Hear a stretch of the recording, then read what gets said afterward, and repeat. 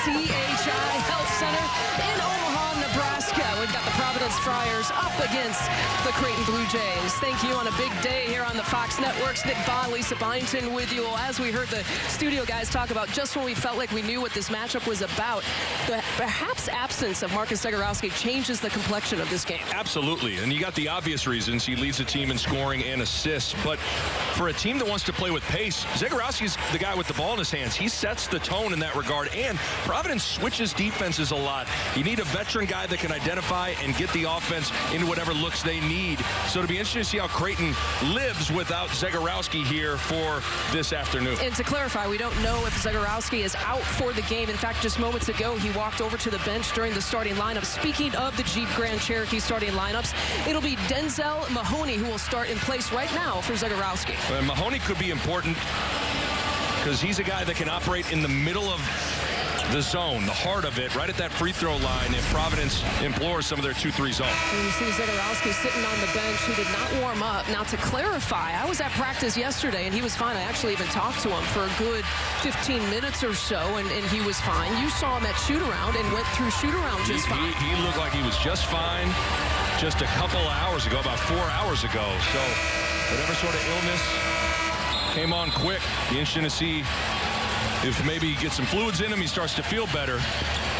But certainly a significant storyline here for this game. We'll see how Providence reacts to this. Again, they changed their starting lineup as well, which we didn't have time to address yet. Nate Watson getting his first start here this year, and the first shot taken by Duke, and there is Watson making an immediate impact. That's the game. Providence, not a very good shooting team, but sometimes their best offense is a missed shot to get an offensive rebound put back. Certainly huge for Creighton to rebound defensively. If you watch the Creighton-Xavier game, this will be kind of a reset and a replay of that kind of pursuit for both of these teams. And there's a first shot and a good sign for Denzel Mahoney. Creighton needs more of that from him. Yeah, he's a 40% three-point shooter at Southeast Missouri State. Has not shot it well. Only shooting 27%, but a guy that is really capable. Good sign to see Mahoney get on the board early. It's his birthday today, by the way. He turns 22 years old, takes his first shot. He set a career high on his birthday a couple of years ago, and maybe that's a sign he's got more big things coming this year. And this is where Ed Cooley told us, got to get sorted out in transition and build out to the three-point line.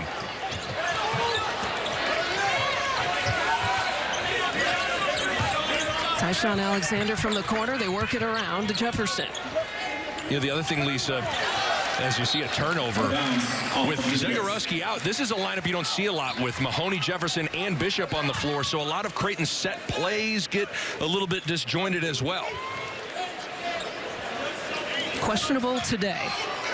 Third leading scorer in the Big East. Leads the team in scoring here for Creighton. How comfortable is Alexander or a Ballack in running the point and running this offense for Creighton? Well, Tyshawn Alexander has run the point at times earlier in his career, so it's in their arsenal to be able to do so, but nevertheless, they've gotten used to life with Zegarowski. Duke's taking a couple shots. That's his first make, and his first three-point attempt, and on the transition, that's the way Creighton wants to play.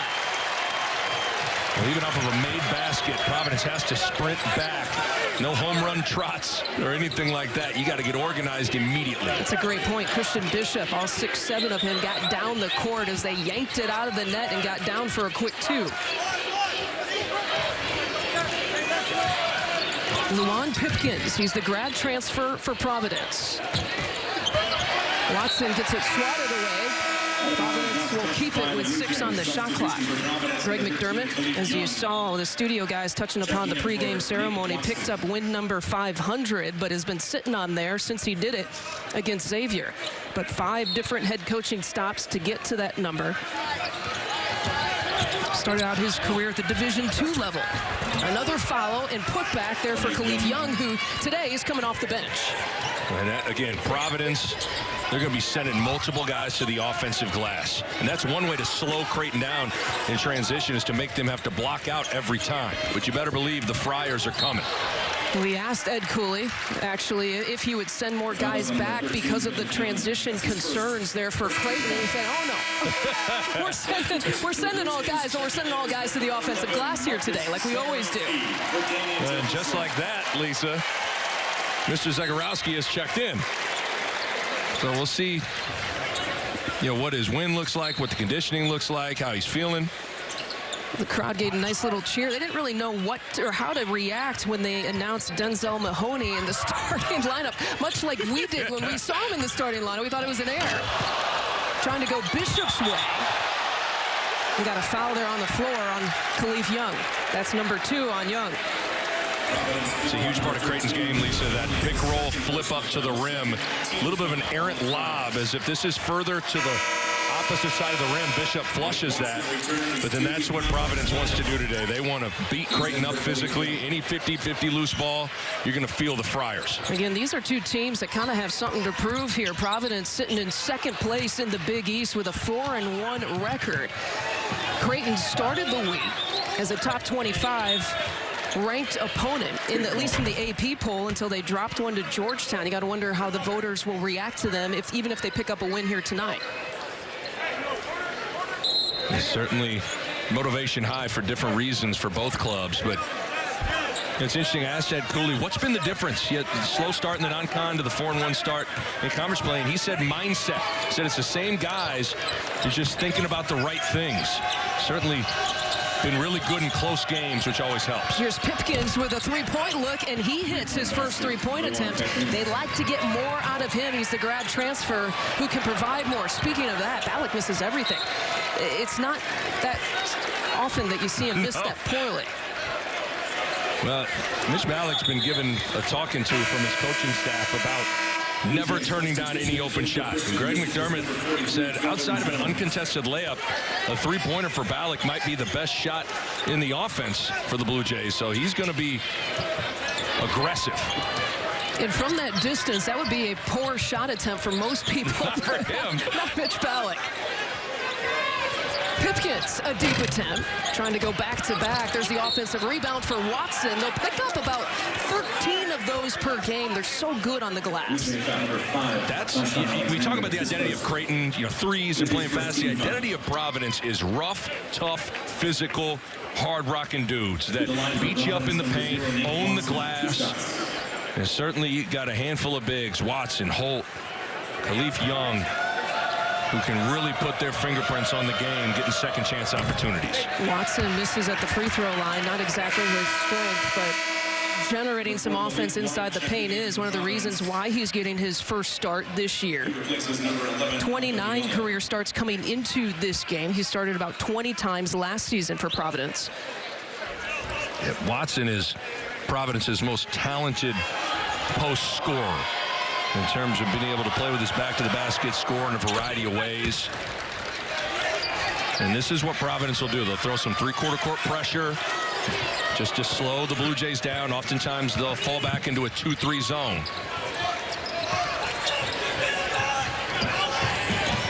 Ballack will try it from the right side. That's not a different result. Make one mistake, just a little tardy on getting matched up out of the pressure, and Ballack buries it. Only attempted about 7 shots that last game against Georgetown, and you mentioned it, the coaching staff wants him to put it up here tonight. As Alexander draws the foul, he'll get a trip to the free throw line. Well, Lisa, both teams shooting the ball pretty good from distance. You look at David Duke getting one to go down from beyond the arc, and then a little three-quarter court pressure leads to an open Ballack, and that's usually... Ice caused all kinds of problems across the Midwest, Omaha included. Providence with a three-point advantage over the Creighton Blue Jays. So you talk about this start for the Providence Friars. Really the first 13 games, there wasn't a whole lot of consistency. They had some head-scratching losses to Penn, to Long Beach State, to the College of Charleston, but it's been a different story for them come conference time. Well, I think that's one of the good things about being able to break up non-conference to conference is you get to kind of wipe the slate clean if things haven't gone well, and it's almost like a new season within the season. And that's a guy that's going to press a lot of the right buttons.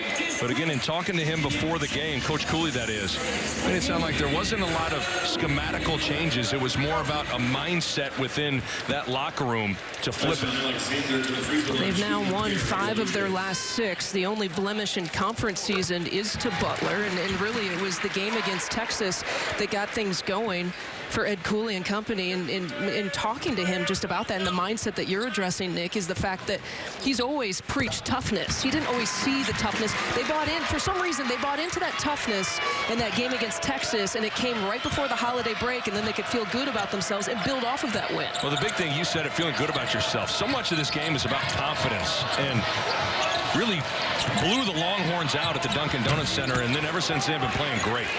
As Gant makes the three, they walks with it, and so it's a quick turnover there for Creighton. They give it right back. Now, Greg Gant is a player for Providence that Ed Cooley has been trying to kind of work his way into the starting lineup, dealt with all kinds of things. His mother passed away in November, so he left the team for about a week. He's dealt with all kinds of injuries as well, and now things seem to be getting back to normal, quote-unquote normal, for Greg Gant. Gant's a talented kid, top 100 player, 4-star. It's just a matter of time before he gets comfortable and starts balling here for Ed Cooley. Malik White coming off the bench. He had a big game against Marquette. Nearly had a career high. Was 1 point short of that. And Diallo hits a well-contested shot. How about that? Getting doubled in the post and dribbles out of the double team and hits a tough mid-range jumper. Heck of a start here for Providence, really on both ends. Ed Cooley told us in the pregame that he's pitching to his players. This is a game for second place, and if they win tonight, this is a game when they take on Seton Hall midweek. That's a game for first place. So really, he's trying to tell his players, you're playing for first place today. They play for the opportunity coming up. Here's Gant again. How about from the left side? Not that time. And again, Watson trying to make his way in there on the offensive rebound. We'll see a couple errant passes from Zegarowski, a turnover. Ballack taking it deep, and he draws the foul. Well, Ballack has certainly been a little bit more aggressive to the plea of the coaching staff here today. Yeah, he's one of those guys that you certainly love to play with, unselfish guys that don't care if they get shots or not. But when you're one of the best shooters in the country, you need that guy to put the foot on the gas to be aggressive. I mean, look at that. You look at, there's a direct correlation between the aggression and the output. I was watching him shoot after practice yesterday, and he's shooting three-pointer after three-pointer, and he's just a machine. He's one of those guys, you almost get numb to it because he's such an elite shooter. But this guy is special. Made 11 threes against DePaul last year. This guy's unbelievable. Even though he shoots with the wrong hand. It's the only complaint from Lisa Byington. 5-point advantage here for Providence. They've made good off of the turnovers. An 8-2 advantage right now for the Friars. And Providence loves this. A little flex offense just to get Creighton to play in tight quarters, to utilize the physicality. After their points coming off and points off turnovers, and White looked at his hand after that shot and the miss. Zegarowski trying to turn the corner. Zegarowski. Well, the rim doing him no favors, even feeling below 100%. That's what Providence will do. They're going to contest everything, especially at the rim. Big bodies pushing on you, leaning on you. Diallo, one dribble. That was Ballack who reached in. Jefferson, Ballack. They got a transition. Cohen can't convert. Jefferson with the tip, can't get it. Well, that's, what, 3 or 4 missed shots right at the rim for the Blue Jays. But again, credit Providence for contesting and making things tough.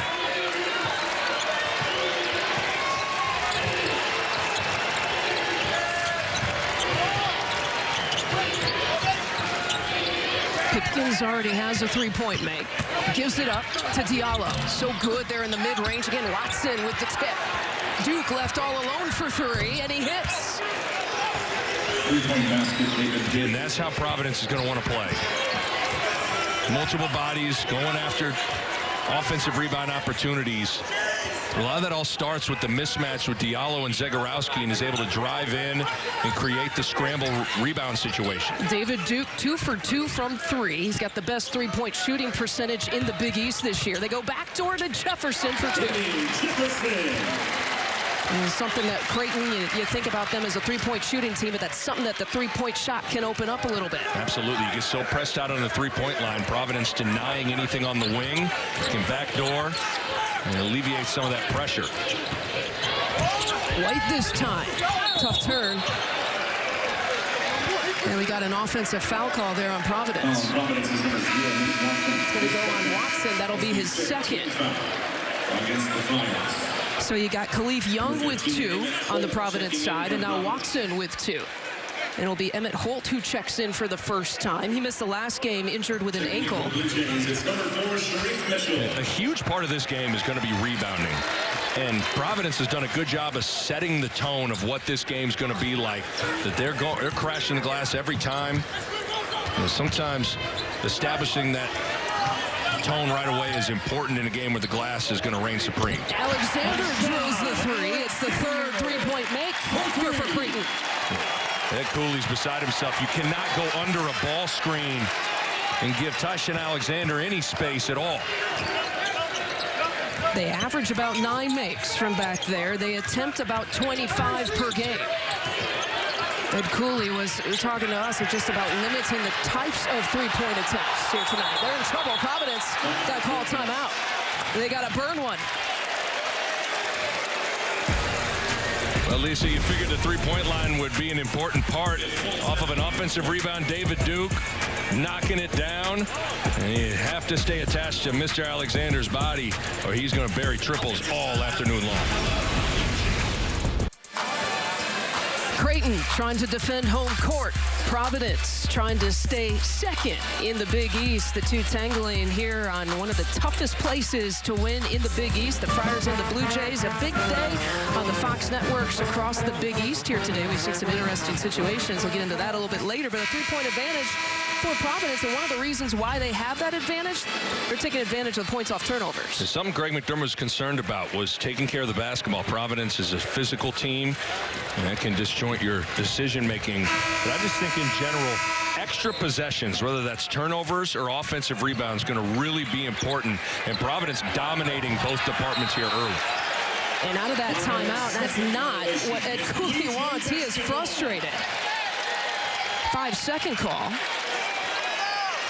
A lot of that is scouting. Both these teams know each other so well. You understand the sideline, out of bounds situations. You can try and deny some things. These two head coaches know each other really well, too. Really close friends. Their wives are really close. Their families are close. Ed Cooley said there are 2 guys in the Big East I, in particular, hate coaching against. And one is Greg McDermott, and the other is Kevin Willard of Seton Hall. But with all that said, for these 40 minutes, they're able to set that friendship aside and try and beat each other's brains in a little bit. And then they'll go golfing in the offseason and talk about it. It'd be all good. McDermott's the better golfer, in case you're wondering, by Ed Cooley's admittance.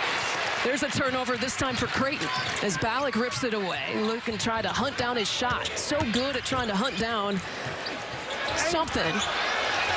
But it was Diallo making it tough.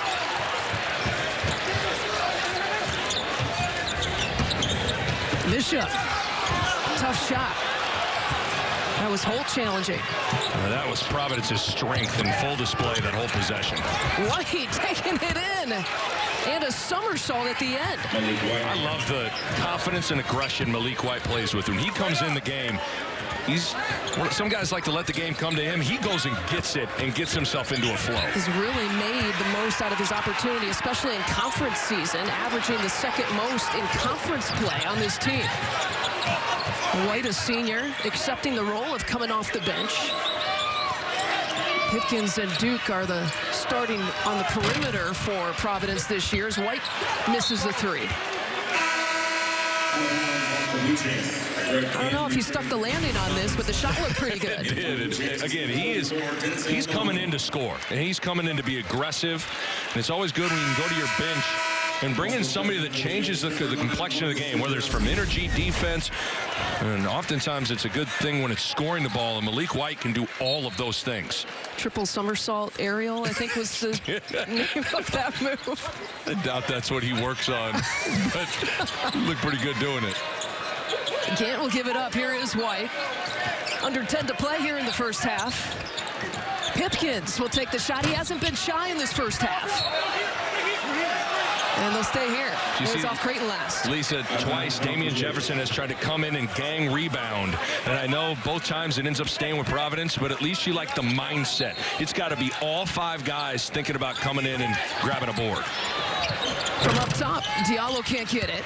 And again, you got two black jerseys there hunting down an offensive rebound, but it's off hold last. Well, this is Creighton's small lineup. Denzel Mahoney and Damian Jefferson at the 4 and the 5. So if you're Providence right now, you have to think about dominating the paint, but it puts a lot of stress on you here defensively because of how far they can stretch you out 5 ways. Yeah, there's mismatches on both ends of the floor. Yeah, which side can take advantage of it? A little bit of zone now from Providence. They played zone, which Greg McDermott was a little bit concerned about. They didn't handle it very well last year when they played them. Mitchell in trouble, finds Ballack for 3. Tip, rims out. Jefferson, a second chance. That's what we're talking about. Being able to sneak in there. And sometimes being a good rebounder is about strength and physicality, and sometimes it's about athleticism. And Jefferson's the best vertical athlete on Creighton's roster. But now in this end, Lisa, you got to go inside. This ball's got to get pounded into the paint. And when this shot goes up, you got to be multiple black jerseys attacking. Gant was calling for it. They don't find him right inside the lane that time. Some contact there, no call. Blue Jay basketball. It will be Creighton basketball.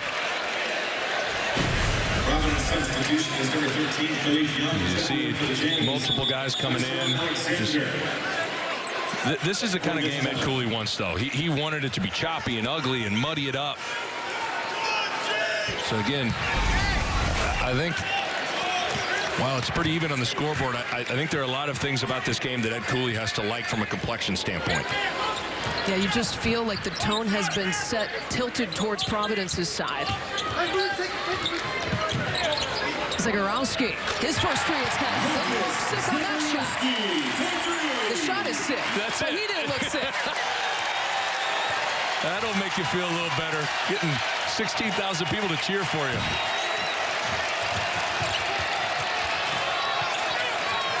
Part of a 12-2 run here for Creighton. Blue Jays taking the advantage, and there's a foul going inside that time for the big lineup. Well, Lisa, when you're feeling under the weather, you can take a nap, you can have some chicken soup, you can have some ibuprofen, or you just hit a little step back 3. Love it. Creighton has taken the 2-point advantage over Providence. You follow the Blue Jays, you know they go as their 3 guards go. In terms of those 3 guards, don't really sit out a whole lot. One of 2 teams in the NCAA Division I level with 3 players who are averaging over 34 minutes per game. And when you talk about Marcus Zegarowski, we don't know how long he's going to play here today. Well, the thing, too, Lisa, is not only are those a lot of minutes, but the way Creighton plays, those are taxing minutes. How fast they want to play offensively, getting up and down the floor. So certainly legs are something always to keep an eye on with those 3 guards. And outside of Charlie Moore of DePaul, they've got 3 of the top 4 in terms of minutes played in the Big East this year. Those are their season averages in terms of minutes. All of those numbers that you see have actually gone up even in conference play as well. And how much they're playing for Greg McDermott. Marcus Zegarowski even telling me yesterday that those 3 got together. Just the 3 of them, not a team meeting, but just kind of discussing where they need to go as a program coming off of that Georgetown loss. And they said there were 3 things they needed to adjust today. Body language was 1. Not looking for excuses was the other. And you might see Creighton huddle up a little bit more to make sure everybody's on the same page here today. And see, I love that. I mean, you got to be a player-led, player-driven team to ultimately have a ton of success, especially in a conference like the Big East, because the coaches can't solve every problem for you. And so just the fact that those 3 guards are even thinking like that is great to see. Here's Mahoney. Gets a couple in the air, didn't take the shot, but somehow found Jefferson. That's something Greg McDermott's worked a lot on with Denzel Mahoney. Just 2-foot jump stops, shot fakes, and being under control to where you can either draw fouls or make plays passing the ball. Just being on a 2-foot jump stop was able to get an assist. Well, Jefferson came over and will get whistled for the foul. Well, Mahoney, of course, the transfer out of Southeast Missouri State, got comfortable, had a red shirt last year for Creighton, and is only really in game number 9 here today. How did I hear you compare that? It was like entering a party late or something? And entering trying into to a fit conversation. In? Oh, a conversation. Yeah, you're at a party and a couple people are talking and you try and jump into the conversation. You know, it gets real disjointed. That's kind of what it's like when you join a team mid-season. And so Mahoney's still finding his rhythm and flow. You got to bring something to the party. That's what you got to bring to fit in. Here's White with the deep triple attempt. Boy, that had some range on it. I'll tell you, if you're looking for X factors for Providence from today and beyond, I think Malik White's the guy. I just love the toughness and the energy he brings to the court for Providence. And who would have guessed this, that Providence has 5 threes to Creighton's 4 as a team. They're out shooting the Blue Jays from back there, beating them at their own game here today. Ballot with 3 to shoot. He's got to put it up. Got fouled.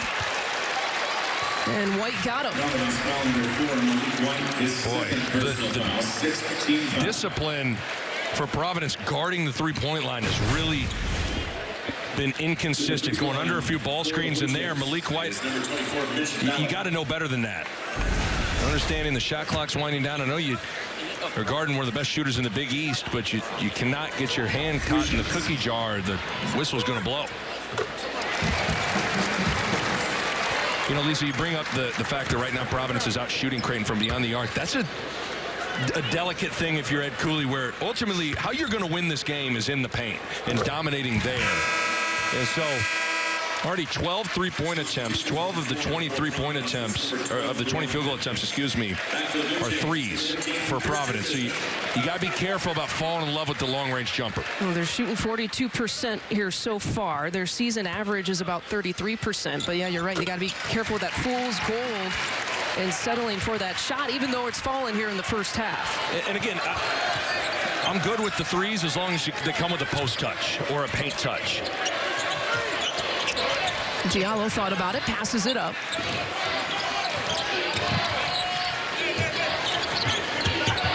To Duke, might have gotten a little push off there, hit the side of the rebound, gets his own miss, and putback is good. No call on that. Just bully ball. That's a little bit how Providence plays. Just drive into you, shove you around, lean on you for 40 minutes.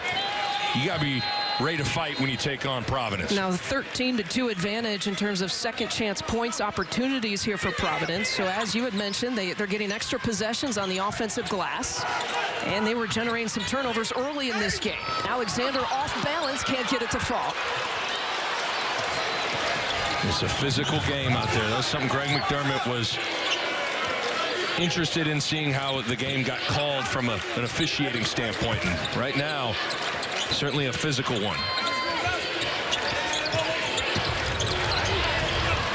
They've kind of ricocheted into the hands of Camp. Can't make that shot, and Diallo picks up a little chippy. Diallo and Tyshawn Alexander going at it. They went at it a bunch this summer. Both were on Team USA in the Pan Am games. Got to know each other well as the Big East represented Team USA.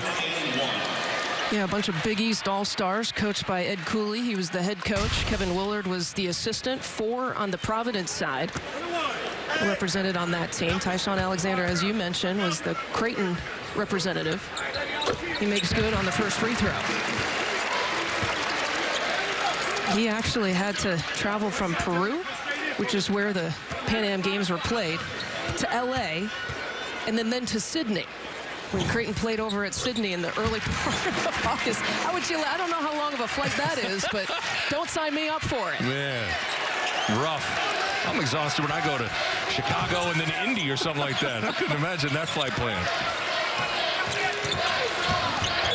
Pipkins taking it inside and drawing the foul on Zegarowski.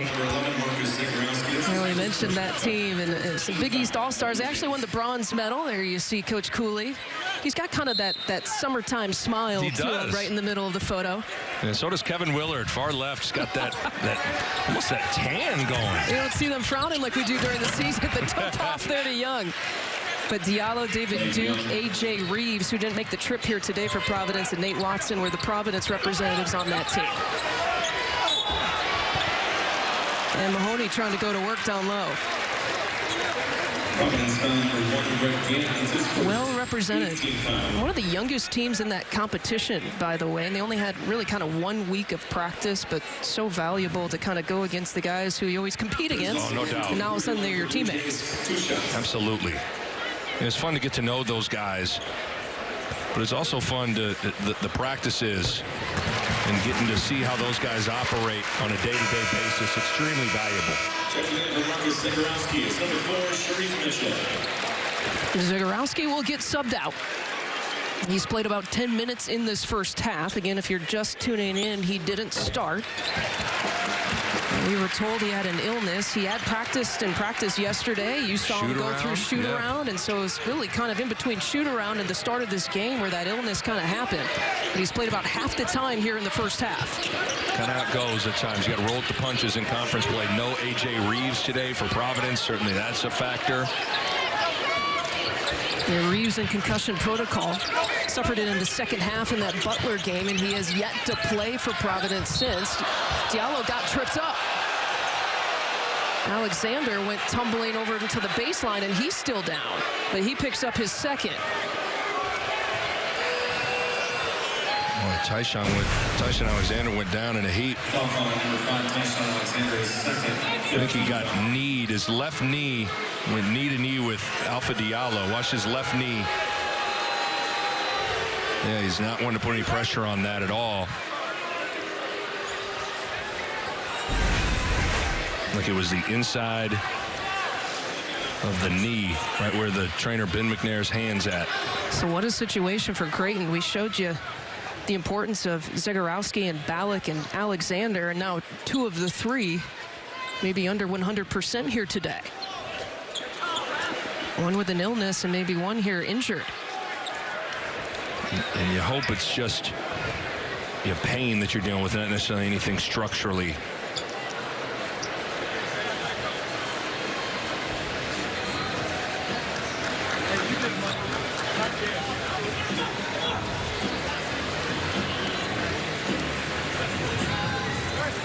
Alexander leading Creighton, leading all scorers right now with 9 points. They gingerly attend to him. We'll take a timeout.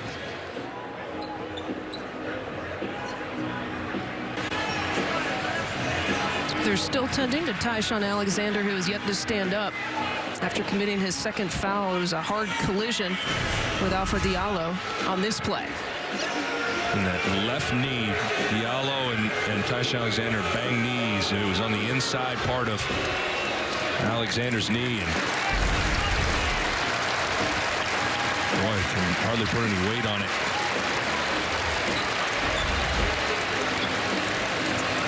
You see the 9 points. I mentioned that leads all scorers here today. We'll get help to the end of the bench.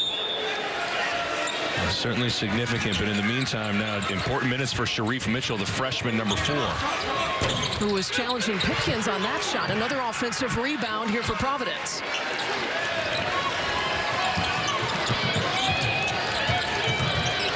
Duke, the mid-range jumper, won't fall.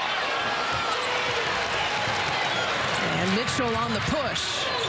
Mitchell out of control and got called for the offensive foul. Good play from Lawan Pipkins, sprinting back, setting his feet, taking the charge as Sharif Mitchell trying to make a play. This is good defense from Pipkins. Absolutely set. Good call.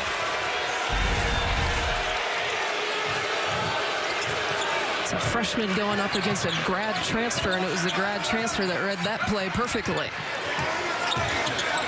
Under 4 to play. Diallo from the baseline, short. And a quick foul there for Gant. That's number 2 on Greg Gant.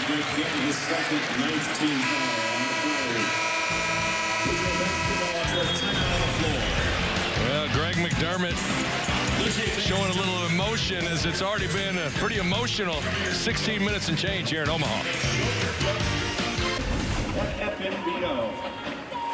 Thank you very much. You know, DePaul actually part of that upset, but getting Butler, not only getting Butler, but getting Butler pretty good here today. 32-30. We've got it here at Omaha, and we saw that Alexander was helped off in that timeout with just a few minutes left here before halftime. They're going to be working on him in the break. Well, it's good to see that he's at least walking and being able to put some weight on that knee. In an interesting first half, though, from the standpoint of Zegarowski being sick and didn't start, but then played. Now Tyson Alexander gets banged up. Foul trouble starting to mount a little bit for Providence as well.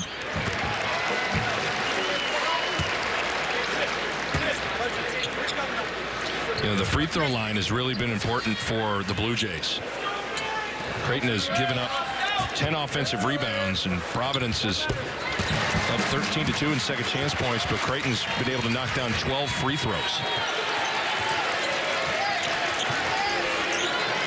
Well, 12 of 13 here already for the game. The last 9 points for Creighton actually have come from the free throw line. 3.5 to play before the break. And Mitchell reaching in. That'll be his second. A couple of players on the Creighton side with a couple of fouls. Mitchell is one. We got 4 on the Providence side with a couple of fouls. Remember, this is a Providence team that really only has 8 scholarship players available. Mentioned that A.J. Reeves didn't make the trip, still out with concussion protocol. They got a couple of walk-ons available, too, if they need them. And what's hard is Providence plays an aggressive style, too, that can be prone to fouling. And so we'll see if Providence, moving forward with this game, can maintain their level of aggression, even though they found themselves in some foul issues. Duke now in double figures. Creighton ahead by 2. I think you're going to see a lot of this for final 3 minutes here. A lot of 2-3 zone. Mahoney in the middle of that zone. Can't convert. Gets it right back.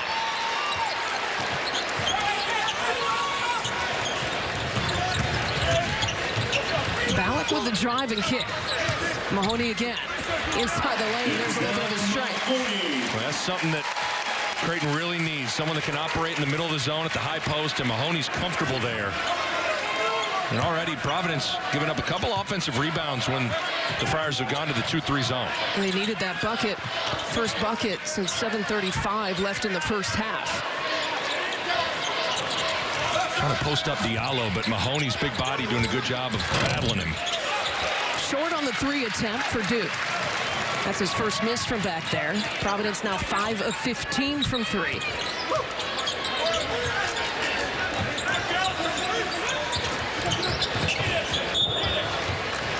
And a kick ball will reset the shot clock to 20 seconds.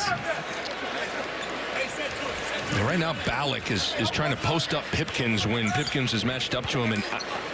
And sometimes I know the size discrepancy would tell you that that's a good thing, but Ballack is not a guy that is good with his back to the basket. So I don't think I like him trying to go in there and posting up. With Alexander out, do we see a heavy dose of Ballack and a heavy dose of Zegarowski? Absolutely. What a heavy dose of Jones. Gets the touch. Can't convert. Duke wants to push. Takes the contact. We'll have a couple coming up. Is that a good little Euro step, side step from David Duke? I mean, this is really good. Look at this. Sidestep, hits the seam in between Ballack and Jones and is able to get contact. Duke is a much bigger guy in person than he appears on film. Really, really good-looking young player. One of the cool players. And Alexander has made his way back onto the court with 2 minutes just to play. That kind of surprises me. I would think that they would keep him back there. Well, the big thing is I'm sure that you want to keep him loose. And so sometimes if you sit for too long, it'll tighten up. But I'm with you. I would be surprised if Alexander comes in again in this first half, but we'll see.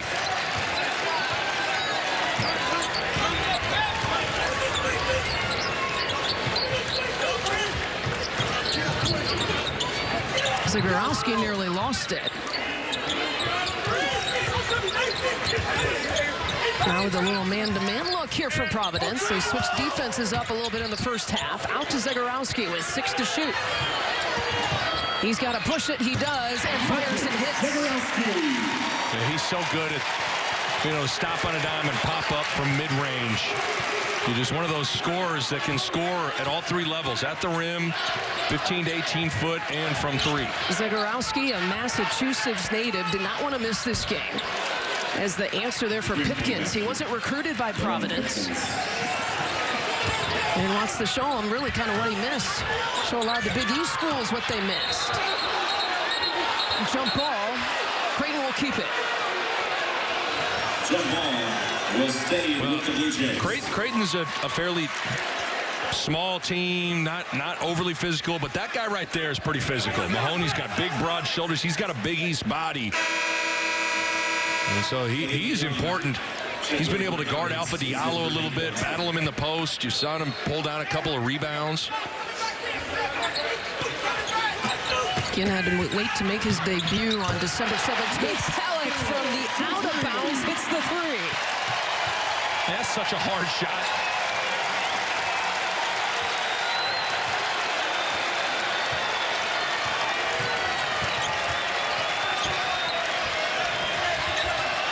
Diallo will take a try.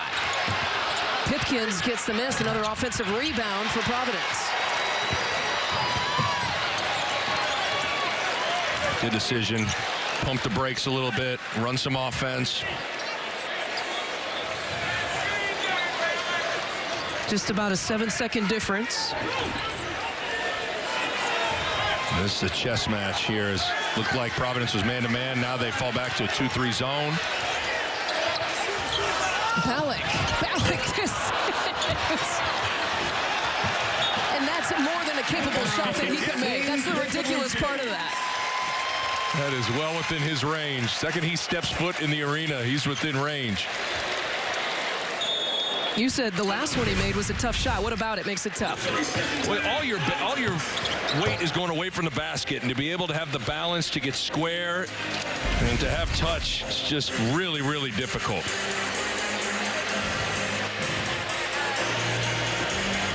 8.5 seconds left to play here before the half. Want to remind you that tomorrow, a trip to the Super Bowl on the line. Aaron Rodgers leads the Packers against Jimmy G and the 49ers. The NFC Championship presented by Intuit TurboTax kicks off tomorrow at 6 Eastern on the Fox and the Fox Sports app. Great stories here for all 4 teams, really, competing tomorrow. I asked if you're a Kansas City fan. You said no. Unfortunately, I'm not. I'm a Big East basketball fan, Lisa. I gotcha. Okay, I am a hoops head. Thought everyone in this area was a Chiefs fan. Well, this is where both these coaches know each other so well. Imagine Greg McDermott's going to drop something new because Ed Cooley knows all the tricks in Greg McDermott's book. Well, the tricks that got to hustle a little bit, too, on the game clock. They get it out to Jefferson for 3. Not exactly the player I thought would take the last shot for Creighton.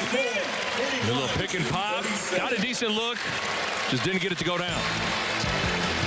Halftime score, 41-37. Coming up next, the Jeep Grand Cherokee halftime report. Rob Stone, Jim Jackson, Casey Jacobson. After these messages.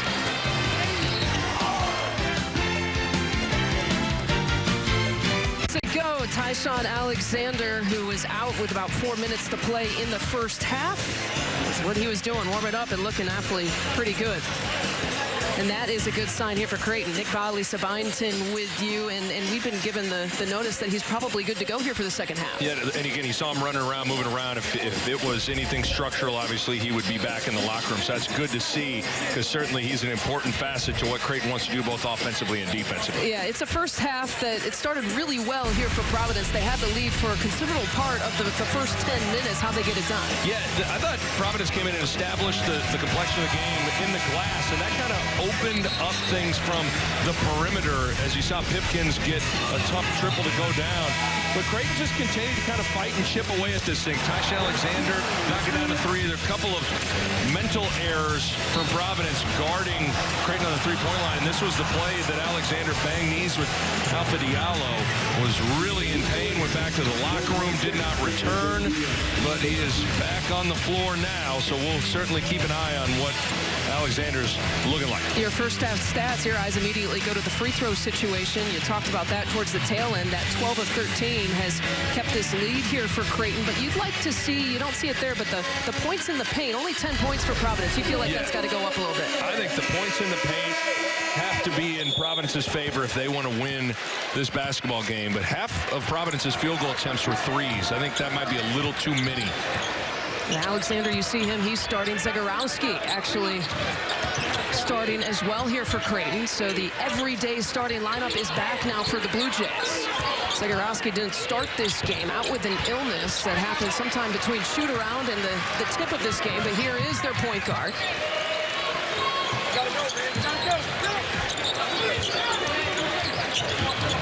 Zegarowski now with the mismatch. Alexander, his first touch since 4:27 when he left in the first half. Jefferson taking the baseline take. Creighton's largest lead. If you're Providence, you got to play off of Jefferson. Jefferson only shooting about 17% from three. You don't need to crowd him on the three-point line. That's what Jefferson wants to do. He wants to drive to the basket. Guy who will put up about 8 points per game here for Creighton this year. Here's Diallo. Had a quiet first half and an offensive foul for Diallo. He's got 2 now. So 5 players for Providence with a couple of fouls. Diallo not in a very good rhythm here this afternoon. Only 1 for 8 from the floor.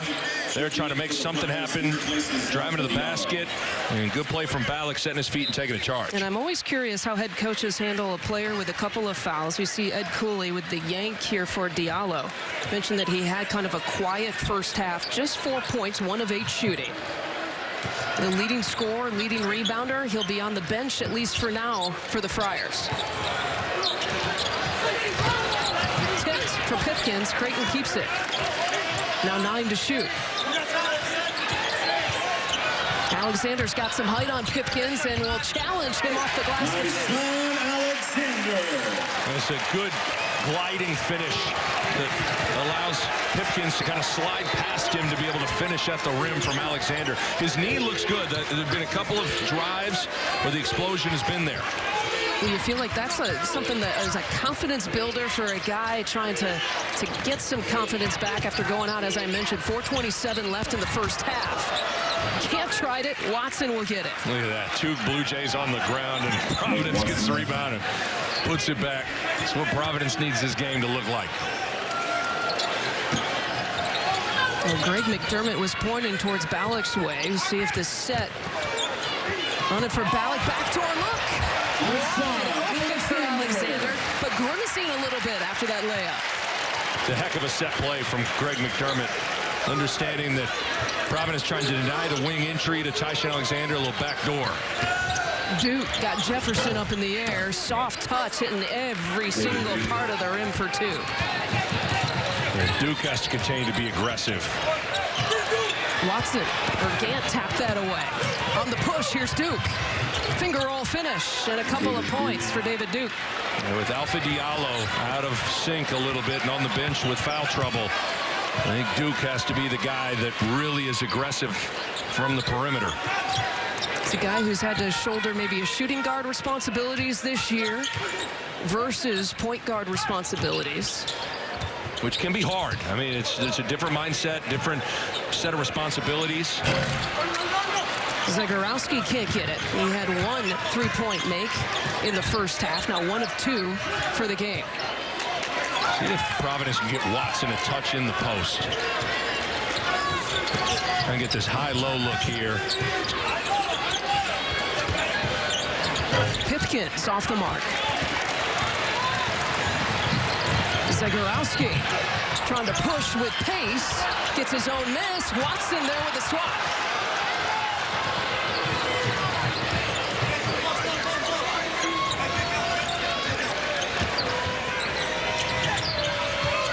Duke's got the last 4 points here for Providence. That time he feeds Watson. Coming over with the swat is Alexander. He finds Jefferson for the easy two. And all of a sudden, Creighton starting to operate with comfort offensively. Even though Zegarowski missed a layup on the previous possession, it was open, the open floor in transition, and there, with a fast break, 3-on-2 layup. Well, they're starting the second half with Zegarowski in the lineup. You got to wonder how much that affected maybe the rotation, the flow to start this game with him coming off the bench. I don't think there's any question about it. As Creighton's now got their top 5 guys on the floor, and you wondered about the knee. The knee looking pretty good for Tyson Alexander. The drive to the basket and the set back door and finish. And a part of the talent skills of Billy Blue Jay. Billy Blue Jay. Supremely athletic this season, apparently. Providence coming into that timeout. You see Alpha Diallo still will be sitting out. He's picked up a couple. And as I mentioned, there are about 5 players here for Providence with 2 fouls here so far. Remember, only 8 scholarship players available. A.J. Reeves did not make the trip. And so you got to kind of manage that somehow here in the second half. And again, Providence plays a style in which there's going to be contact. They're a physical team. They're going to lean on you. They're going to push you. They're going to post up. They're going to crash the glass. So they're going to put themselves potentially in a situation where you can pick up a foul. So managing that to still play with aggression is going to be interesting to see Ed Cooley navigate it. And Watson, who's got 2 fouls, will get subbed out with Khalif Young, who has 2 fouls. Young known for his defensive presence. And again, Providence playing without Diallo still. A situation where you can pick up a foul. White in the game, Pipkins in the game, Duke stays in the game on the perimeter. 10 seconds. That's a quick hands from Canton. We've seen him do that a couple of times. That time it was Bishop coming over who gets whistled for the foul. That's his second. Good job by Pipkins to go snatch that ball and rip it down. And as the ball goes up, watch as Pipkins going to get it, almost hurt Christian Bishop, but that's how you got to go after the ball as a little guy in the lane. Kind of got his hand caught there. Yeah, he did. Bad luck there for Bishop. Can't thought about it. And Bishop's working hard, trying to 3-quarter front in the post, make post-ups difficult to find. Into the corner, 5 on the shot clock as Pipkins takes the runner. Just haven't been able to get a lot of conventional post-ups. Providence hasn't.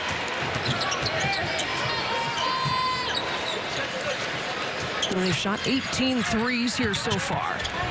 Zegarowski was looking for Bishop. Providence read it. Here's Duke.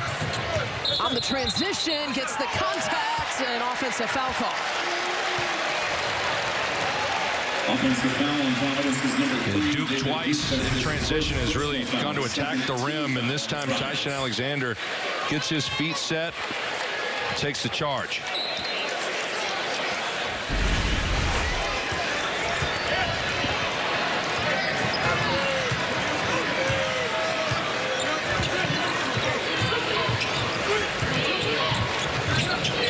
Zegarowski to Balak. Trying to float it up. That has not worked for Creighton today. There's 2 straight great defensive plays from Young. Pull up for 3 for White. Yeah, Creighton's dangerous. Haven't gotten a whole lot of transition looks. And again, another turnover. It's Providence this time out and running. White threw it up. And the foul committed on Gant. That's his 3rd. Foul number 1, Greg Gant, his 3rd personal. Luke White did everything right except finish it. He cut off Bishop at the rim, gave himself room to go up with the left hand, just didn't get it to go down. But Young has made 2 really, really good plays defensively. He's been able to hedge the ball screener, or hedge the ball handler, and then recover to the lob man, Christian Bishop. It's hard to do both, Lisa. Yeah, he's kind of their defensive specialist. I mentioned that as he was checking in. You know what you're going to get with Young in there. Meanwhile, Creighton trying to take care of the basketball. 4 turnovers in the last 2 minutes and counting. Ballack with the finger roll, no. Bishop getting bodied up there by Young. Mahoney can't get that one.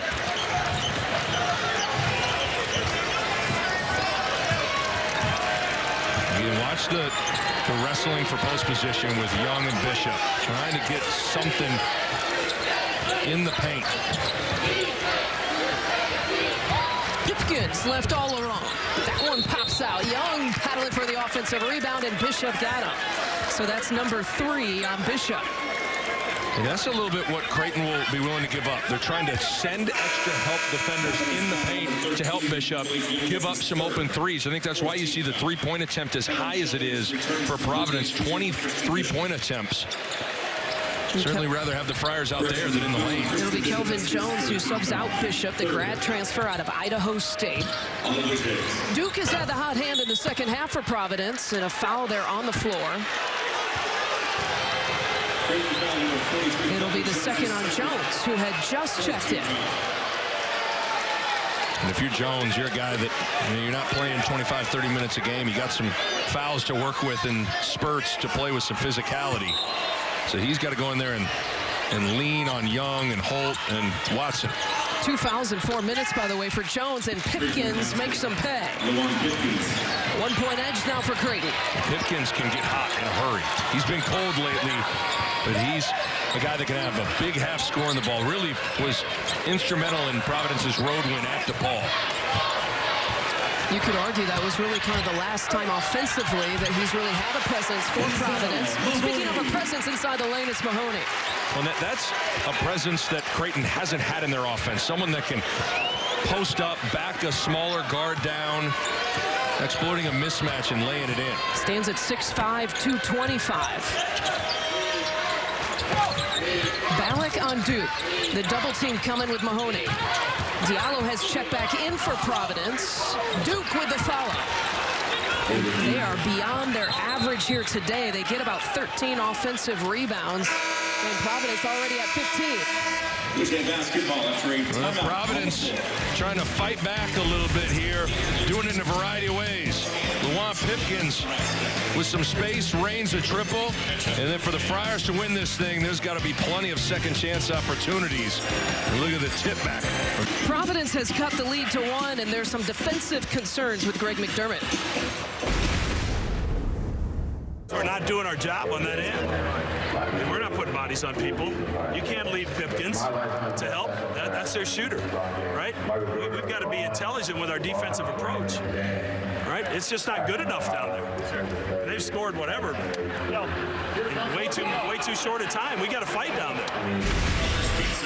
Our Chief Grand Cherokee stat comparison, comparing really what he was talking about there in the huddle, especially the second chance points. This is the biggest stat of the game. The rebounding column is really going to tell the tale, and Providence starting to kind of sink their teeth into the Blue Jays, getting those second chance opportunities. And heck of a response from Providence. It almost felt like Creighton was taking control of this game, but the Friars have fought back.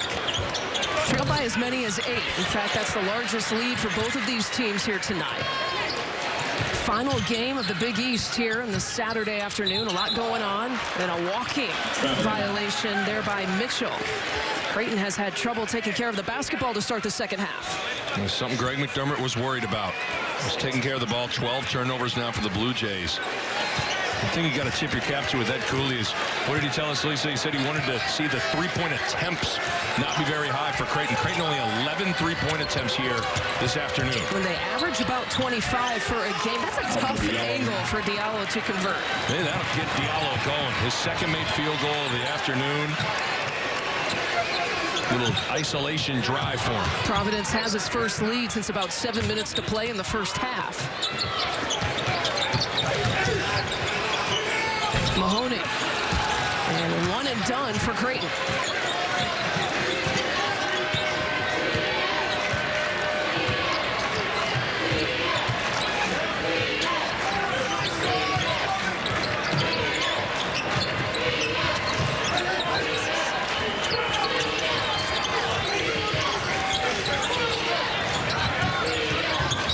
Pipkins, runner, missing everything. Creighton's got to push it a little bit. Balak, someone forgot about the easiest two he'll get. Well, Pipkins, I have no idea what he was doing. He was running back and was looking at the Providence bench. It didn't stop the basketball, and Balak's able to get right into the heart of the lane and get an easy one. Pipkins looks like he's hurt a little bit, kind of limping off. He was holding his left leg after that play.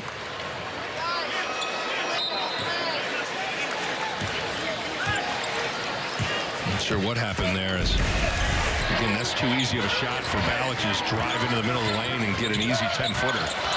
Well, White has subbed out Pipkins now. Small lineup for the Jays on the floor. So Providence can really sink their teeth in the offensive glass. Here's Duke.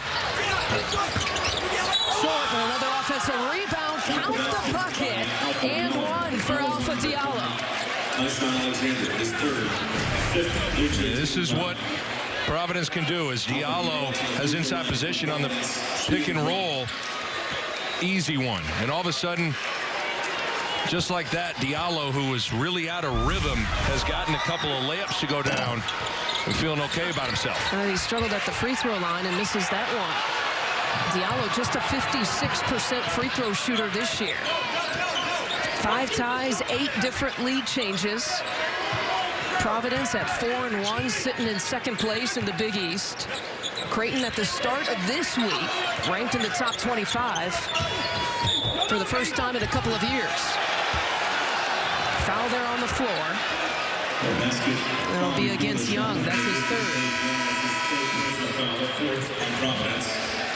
Khalif Young in foul trouble, but he is our academic ambition, sponsored by SoFi. Get your money right, all in one app. So that's what we like to do here at Fox. We like to spin a negative into a positive. I like it. Well, one thing that's hard, you see on one end the issues with playing small. Creighton gives up an offensive rebound, but it's advantageous on this end because you can spread the defense out and drive it. Zegarowski coming up empty-handed. So just look how spread everyone is on the floor. Creighton playing 5 wide, pretty much. 5 guys on the perimeter. Puts a lot of stress on a guy like Young. And right now is defending Jefferson. Balak with a deep look. And Young coming over and ripping it away. Young, when he picked up his third, remember it's Gant and Young who are playing now with 3 fouls. Both of them on the court for Providence.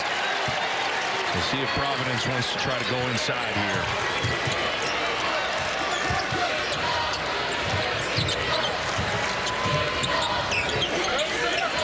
Mahoney trying to body up Young, and their 2 posts are setting screens out by the 3-point line. Here's Duke for 3. What a big shot. David Duke now has scored more points in a conference game tonight than he ever has in his career. Yeah, Duke has been a stud. And just one off of a career high. He's got 21 and wrapping him up in the corner. And that will get Ed Cooley fired up. Foul number 4, Sharif Mitchell, is his third. Well, how about these Friars, and how about David Duke?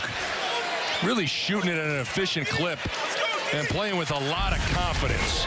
Stepping in, drilling it, 21 points, 3 of 5 from beyond the arc for David Duke. And isn't this what Providence will do to you?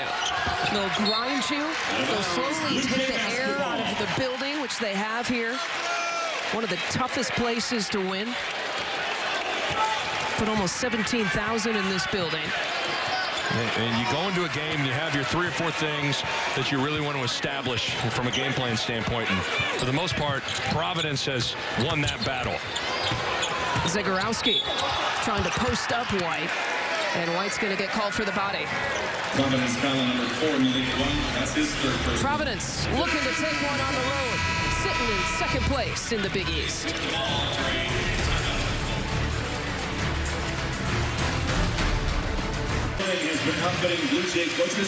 The scales have been tipped toward the Providence Friars' way as we listen in to Ed Cooley's huddle. Keep defending, keep sharing the ball. Keep defending, keep sharing the ball. Keep defending. defend and keep sharing the ball. Use the ball. Use it. Use it. Double fist. The next time we call it, refuse it. Pretty simple. Keep defending, keep sharing the ball. You have to have digestible messages in timeouts that your players can apply in the moment. And sometimes they're really simple because you know what? Sometimes it's a simple game. Good stuff from Coach Cooley. Yeah, David Duke, 21 points. One off of his career high, tying his career high, which he got earlier this season against the College of Charleston. Ed Cooley is real big, as a lot of coaches are, about 4-minute increments and 2 more 4-minute increments to try to close this one out on the road. Zegarowski gets it right back from the out of bounds, and Bishop with the putback. Oh, what a move, Bishop, and one. Well, this is a big play, not just because it's points, but Creighton was flat and a little bit against the ropes. They needed some sort of play to kind of jolt some energy into him. It's a good hustle play from Christian Bishop with a second chance three-point play opportunity.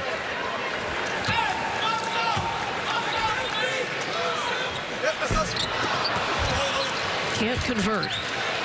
So a 2-point advantage here for Providence.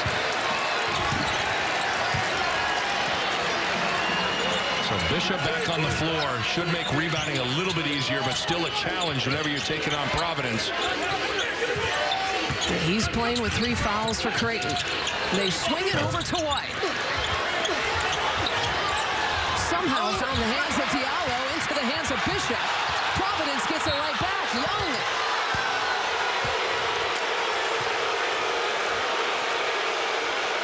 That's Providence and how they want this game to look. Just a bloodbath around the rim. Just look at all the bodies flying and the ball getting tipped up. I mean, this is a man's game. It's a heck of an effort from Alpha Diallo. It's the second on Jefferson. Young's first free throw is good. Can't make the second. Well, I don't think there's any question. Zegarowski didn't start this game because he was sick. And you can tell he just hasn't had the same pop to him. And the Blue Jays' leading scorer, leading assist man, needs to find some energy to give this team. Out to Ballack. Now 6 to shoot. Zegarowski being defended by Diallo. Ballack will shoot and fire. Big shot for Creighton. You sit there and you defend. Fall asleep for a second and Ballack drills one. Ties it at 58. The first 3-point make for Creighton in the second half.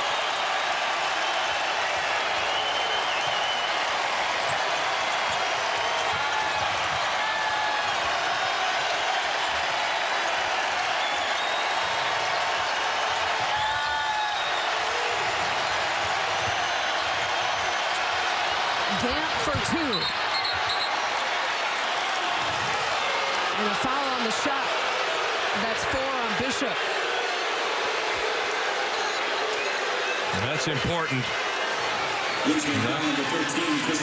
It's hard to play small ball with Jefferson and Mahoney, but it's looking like that's what Creighton's going to have to do for a couple of minutes here as Bishop's going to check out. Mahoney for Christian Bishop.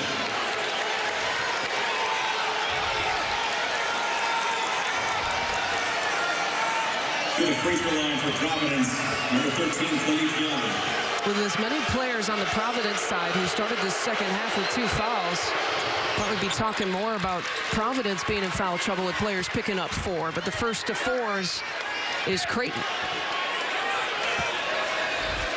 I think Coach Cooley's done a good job in the second half of managing that, getting guys off the floor when they've been in foul trouble, keeping that bench fresh.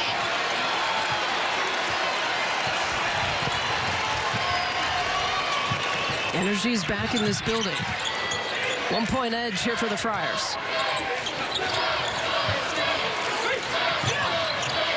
Can't step off Ballack. Alexander got Duke up in the air. Got it. Body bucket and one. Ty on Alexander. Well, what a great play from Tyson Alexander to be under control. Look at the 2-foot jump stop. Little shot fake. Got Duke up just enough for the foul to occur. Taking a look at it. Little shot fake. Duke's going to leave his feet just a little bit. Great job from an experienced veteran player, Tyson Alexander. 2-point edge.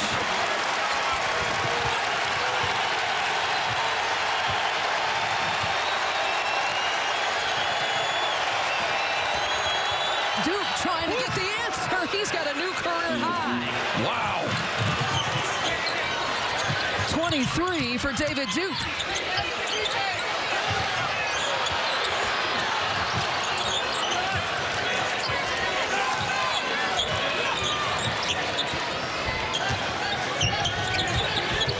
Alexander up against Kent. Like that matchup went right past him. Because Creighton has shooters on the floor, you stretch Young away from the rim so there's no rim protection, and Alexander converts. So what can Duke do with it? Going for the lead. The three falls down. That's supposed to be the away team. Goodness gracious. The home court roll. David Duke. Showing you everything in these ball screen situations, Lisa. The first one he refused, went baseline and drove there. Mistake, go under a ball screen. And when you're hot, you get the roll. Boy, do we got a good finish brewing here.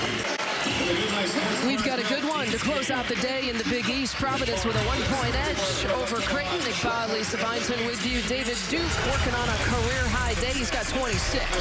He's done just about everything offensively for Providence. Scoring from beyond the arc. He's shooting the ball at a much more efficient clip from three-point land this season for Ed Cooley. Shooting it with confidence. And then when you got shot credibility, that opens up that shot fake mid-range jumper. David Duke has been outstanding. And again, when you're hot, you get the roll, even on the road. You would take that. Don't forget, he was 0 for 5 from 3 in the last game against St. John's. One of the few times this year he's only scored in single digits. Only had 7 points in that game. Much different story here tonight. And don't forget, this is a highly touted kid. It's a top 50 recruit. Again, big body. 6'5", strong, confidence growing.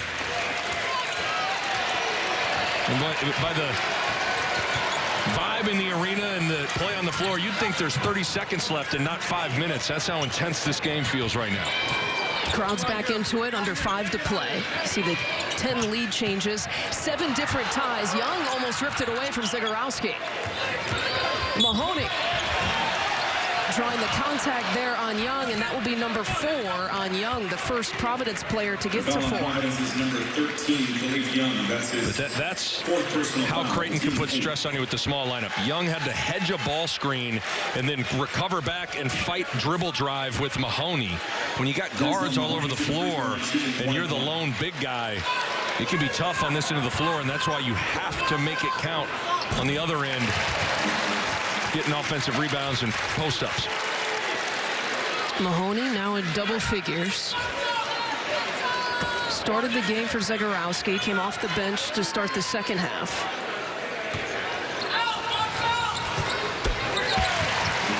Two important free throws here for Creighton as that continues to be a big story. Not as many in the second half as they had in the first half. Well, just watch the war that ensues when this shot goes up around the rim.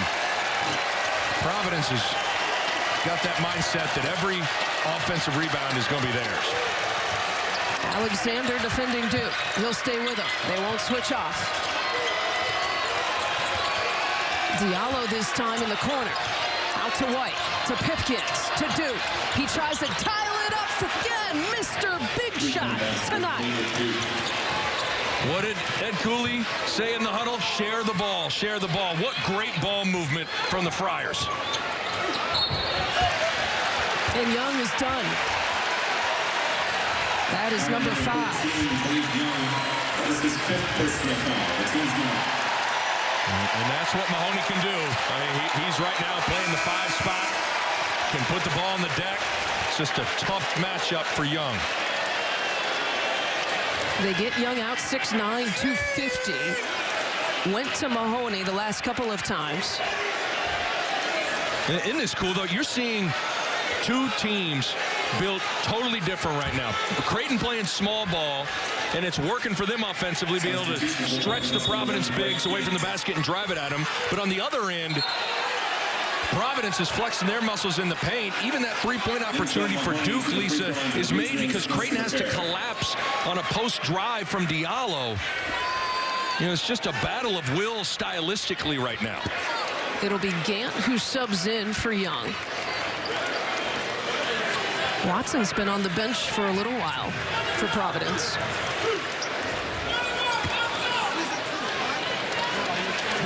And so with Gant coming in at the 5, that's a sign that Ed Cooley's sizing down a little bit. Because could have come back with Watson or another one of the pure centers.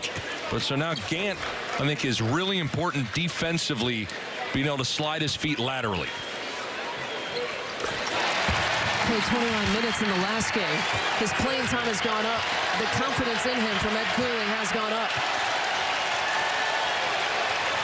Duke working on possibly his first career 30-point game.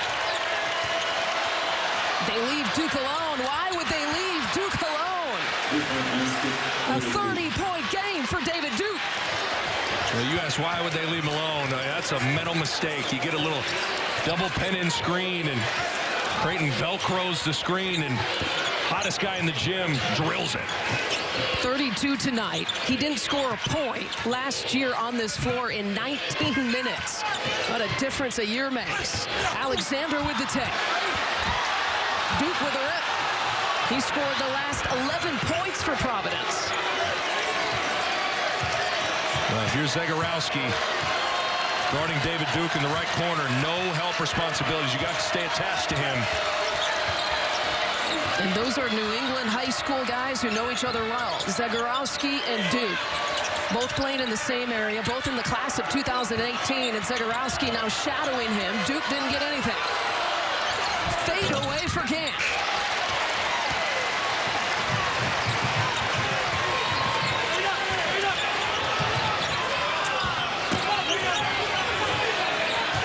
Mahoney again, trying to draw the foul again, and he does. He's drawn about 4 fouls on Providence. He'll go back to the free throw line. Well, how about David Duke, though? The hottest guy in the gym, letting it fly from beyond the arc. Creighton makes a mental mistake. Duke makes him pay. Don't go anywhere. Got an outstanding Big East finish coming between Providence and Providence. Brian, thank you. Flashing back with Providence on the road at Creighton. Kyron Cartwright hits a three-pointer from the right wing. 2.2 seconds left to upset the 23rd ranked Blue Jays. That is Providence's last win on the road against a ranked team. They have lost 7 straight against ranked opponents and looking to do it here tonight.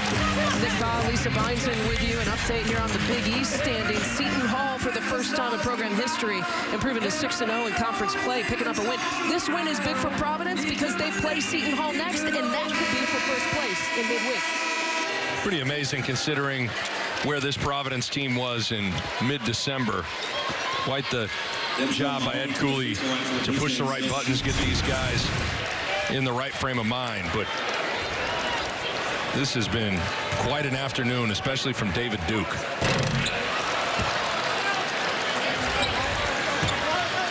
Big miss. Huge miss. You mentioned Duke. He's the first opponent against Creighton to put up 30-plus since Marcus Howard did it. Remember, he had 53 last January. Duke's got 32 here tonight. Well, Nate Watson is back on the floor. Denzel Mahoney's guarding him. David Duke's been the hot hand, but keep an eye on Watson posting up and crashing the glass. And Watson's cold. He's been sitting out for a while for Providence. They give it to Duke. Trying to back down Alexander, doing it in every single way possible. He's got 34. What good patience. And it's hard to come with a double team because then you leave yourself vacant for rebounds. Great set call from Ed Cooley. Ballack for three. Or was that a pass? It looked like almost a pass to Mahoney. Tough to tell. Jefferson battling for it. He'll go to the free throw line. At least it was a pass. That's a set play against a zone for a lob. And Providence sniffed it out. Damian Jefferson to the free throw line, shooting 2 for the Blue Jays. But David Duke, this is just a set play to get Duke that whole side of the floor and let him go to work. And Tyshawn Alexander did a pretty good job trying to influence Duke towards the help. But again, the help is reluctant because you don't want to leave your man because you know you got a rebound. But not a whole lot you can do. Good offense beats good defense every day of the week, and Duke is showing you why. Do you switch off Zegarowski with Alexander? I'd keep Alexander on him. Alexander's been the defensive stopper. But ultimately, someone's got to step up and make a play. I do wonder now if you think about if the ball goes back to Duke, if you run two at him. You know, make someone else other than David Duke make a shot. But again, that's where Providence is difficult because it opens up rebounding opportunities. Creighton's got its last 6 points at the free throw line. They trail by 3. Alexander still defending Duke. He goes baseline. The foul's called. The shot after the foul's committed and against Alexander. And I like that. I think Duke driving caught Alexander a little off guard because Alexander anticipated Providence to run some shot clock, but instead Duke just rips and goes. And that's the 4th on Alexander. Do you still keep him on him, even with 4 fouls? Yeah, I think now you got to think about running a 2 at him. They got it right back. Duke. That's the way the last few minutes have been going for Providence. Every 50-50 loose ball rebound has gone the Friars' way. And Duke has scored the last 13 points. David Duke shooting 2 for the Friars.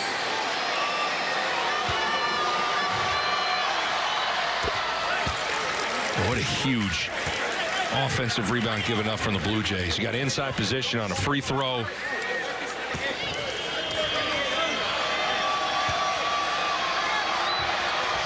Talk about the 4-minute increments for Providence that Ed Cooley has emphasized, trying to close this out. They have played in 6 games decided by 5 or fewer points and only lost 1 of those 6 this year. Defense from Malik White. Alexander for 3. Boy, did we need that. And some field goal trap. And so, Lisa, it does look like Denzel Mahoney's guarding David Duke. She got a bigger body on him. You know, Alexander has the 4 personals. Mahoney.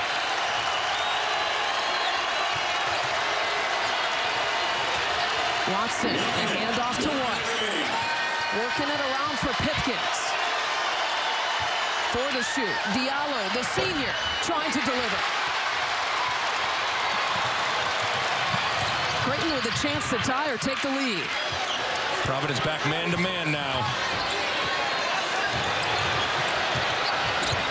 Alexander, slip, fail, doesn't matter. We're tied at 74.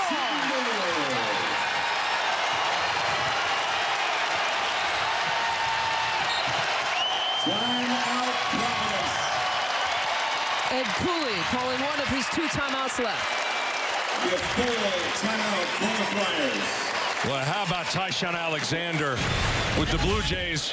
Big time on the ropes. A tough contested triple with a possession. Didn't look like it was going anywhere. And then Tyshawn Alexander's done a good job being under control at the end of his drives, being able to have different creative ways to score. 5 straight points for Mr. Alexander, give him 23 for the game, and we're tied. And you got to figure the timeout called by Ed Cooley, he's got to draw something up with a hot hand, David Duke, but they had trouble in that last possession getting an open look for him. Yeah, and if I'm Coach Cooley, I'm going right back to the same look of getting David Duke the ball on a side and just letting him go. Last time it was at the right elbow and he got the little left-hand jump hook to go. But ultimately, it's been David Duke's afternoon. He's got 36 points. You got to ride with the guy that's got you here. I realize that Diallo's your leader, but he's 3 of 13. Providence, no was all about close games. I mentioned they've only lost one time in 6 tries by games decided by 5 points or fewer. It was an area that they struggled in last year, and it is an area where one of the reasons why they've been on a little bit of a win skid here. Well, and one thing that's important is the ability to guard the basketball one-on-one so you don't have to bring help and open up rebounding for the Blue Jays. And if you're Providence, when this shot goes up, you've owned the glass. You have to go attack, because oftentimes it's the second shot that'll beat you. A 1-point win against DePaul. That was at DePaul. An overtime 1-point win against Marquette. Denzel Mahoney guarding David Duke on the right wing.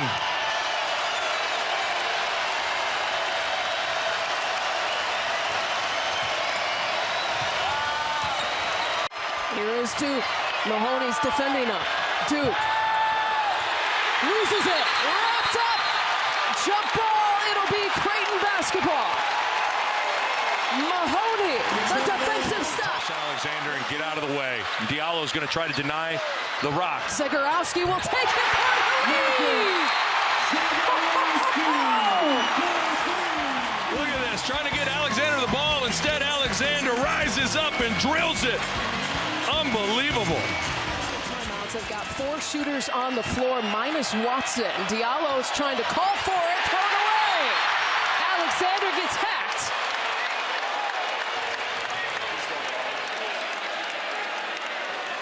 Providence foul number 11, Alfred Diallo. 2-possession game. Duke lets it fire. Creighton. They look like they were down and out at one point. They survived a career high by David Duke, who had 36, and a big win at home.